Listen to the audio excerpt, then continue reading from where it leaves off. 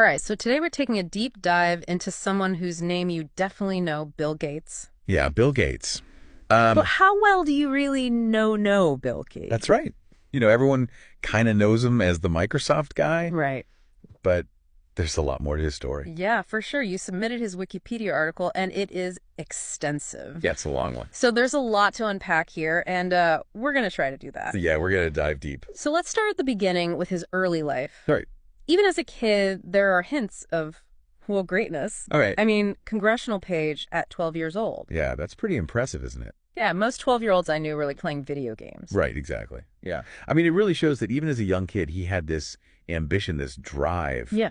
that would later propel him to success, Yeah. you know? Yeah, definitely. And this kind of continues throughout his teenage years, too. The article mentions him getting banned from a computer lab for exploiting a bug. Oh, yeah. That's a great story. It kind of foreshadows some of his future business tactics, I think. Yeah. Finding loopholes, pushing the boundaries to get what he wants. Totally. Like, even back then, he was already like a master hacker. Right, exactly.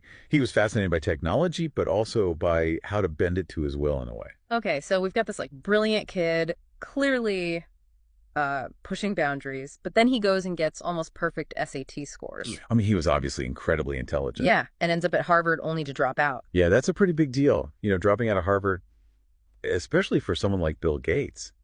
It says a lot about his willingness to take risks and to forge his own path. Definitely not your typical path to success. Not at all. And of course, that path led him to create Microsoft. Right.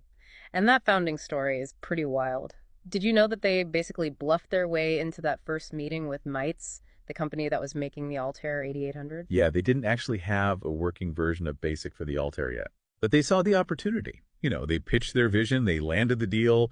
It took a lot of hustle and some, clever maneuvering, but he pulled it off. I mean, that's amazing. They basically got the contract based on like a promise. Right, exactly. Yeah. It shows a lot of confidence, maybe even a little bit of audacity. Yeah, for sure.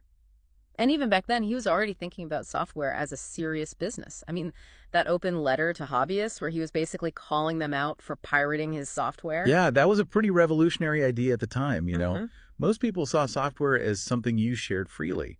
But Gates, he recognized its value. He understood that to build a sustainable industry, software needed to be treated as a product. So he was thinking way ahead in terms of like the business of software. Absolutely. Hmm. And that was a key turning point, I think. Yeah. It helped establish a framework for the entire software world as we know it today. Wow. Okay. So then we get to this IBM partnership, which totally changed the game. Oh, yeah, for sure. And what's fascinating is that Microsoft didn't even create the operating system. They licensed it from someone else. That's right. They licensed MS-DOS from a company